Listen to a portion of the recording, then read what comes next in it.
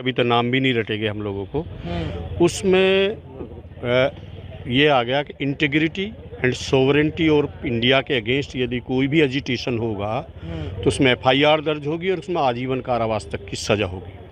इसका जब विस्तारीकरण हम करेंगे तो आज जो हम विरोध प्रदर्शन करने आए हैं ये उसी की परिधि में आएगा। यदि छात्र नीट का विरोध करेंगे ये उसकी परिधि में आएगा, क्योंकि सरकार को यदि ये लगता है कि सरकार के विरोध में वॉइस है तो वो देश के विरोध में वॉइस मानी जाएगी। इस गंभीर प्रकरण को जब हम समझेंगे तो ये सारी आवाज़ें बंद होने जा रही है। सरकार ने सबसे बड़ा नुकसान ये किया है। दूसरा आपने ये किया कि अभी तक हमारे यहाँ एक कानून है, पुलिस 24 घंटे से ज़्यादा गिरफ्तारी के बाद अपने पास नहीं रख सकती है। आपने उसे डिलीट कर दिया है। अब पुलिस जिसको चाहे जब तक चाहे पीट सकती है। कोई मैंडेटरी प्रावधान थे वो आपने हटा दिए। ये बड़ा गंभीर है और आम आदमी के जो अधिकार हैं उन पर बहुत ज़बरदस्त कुठाराघात है। इसके अलावा एक और होता था, पहले 15 दिन में 187 है ये धारा जो नई है कि पहले 15 दिन में ही पुलिस कस्टडी रिमांड ले सकती है। उसे ऐसे मैं थोड़ा हल्का समझा दूं, थाने से जब मजिस्ट्रेट के यहाँ लाते हैं तो वहाँ रिमांड चेंज होता है, वो जुडिशियल रिमांड कहते हैं, न्यायिक रिमांड, वो जेल चला जाता है।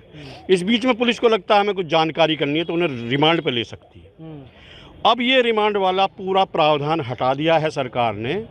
90 दिन के अंदर जमानत पर छूटने के बाद भी जिसको चाहे पुलिस कस्टडी रिमांड 15 दिन का ले सकती है, थाने में रख सकती है, उसे टॉर्चर कर सकती है। यानी अब सत्ता के खिलाफ बोलने वाला आदमी जमानत लेने के बाद भी पुलिस की कस्टडी में जा सकता है और उसके खिलाफ कोई जाति हो सकती है। पूरी दुनिया में ये कानून कहीं लागू नहीं है। पूरी दुनिया में कहीं लागू नहीं है। अकेला कानून है जो पब्लिक के किसी भी आदमी को जब सत्ता चाहे 90 दिन तक जब चाहे पीट सकती है। दूसरा, आपने कई चेंजेस ऐसे किए हैं कि पूरे कानून का डिजिटलाइजेशन हम करने जा रहे हैं। 80 करोड़ आदमी जहां भूखे मरते हों, कंप्यूटर है उनके पास, कैसे चलाएंगे डिजिटलाइजेशन? फोन है उनके पास।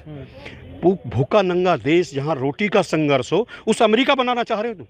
पर कैपिटा इनकम तुम्हारी कितनी है? खाने की रोटी तुम्हारे पास नहीं है और तुम बात करते हो हम देश को आधुनिक बनाने जा रहे हैं। तो 98% जनता को कानून से काटने की तैयारी है सरकार की। ना उन पर कुछ बोलना आएगा ना कुछ करना आएगा। और एक सबसे बड़ा परिवर्तन जो किया है, 7 साल तक की सजा जिन अपराधों में होगी वो एसओ की मर्जी पर डिपेंड होगा। रिपोर्ट चाहे तो दर्ज करे, चाहे तो रिपोर्ट दर्ज नहीं करेगा। वो कह देगा मैं अभी मामले की जांच करा रहा हूँ। और उस 7 साल में बलात्कार का केस भी आता है, उस 7 साल में SC ST का उत्पीड़न भी आता है, उस 7 साल में चाहे आपका सिर फटा हुआ हो, चाहे आपके कंधे और हड्डियां टूटी हुई हो, वे सब उसकी परव्यू में आते हैं।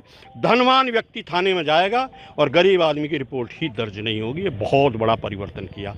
तो एंटी पुअर, एंटी नेशनल सारे के ये रद्द होने चाहिए और गंभीरता से जो देश के विद्वान हैं, लॉयर्स हैं, बार एसोसिएशन से, उन सब की ओपिनियन लेने के बाद तब आपको ये फॉर्म करने चाहिए। भारत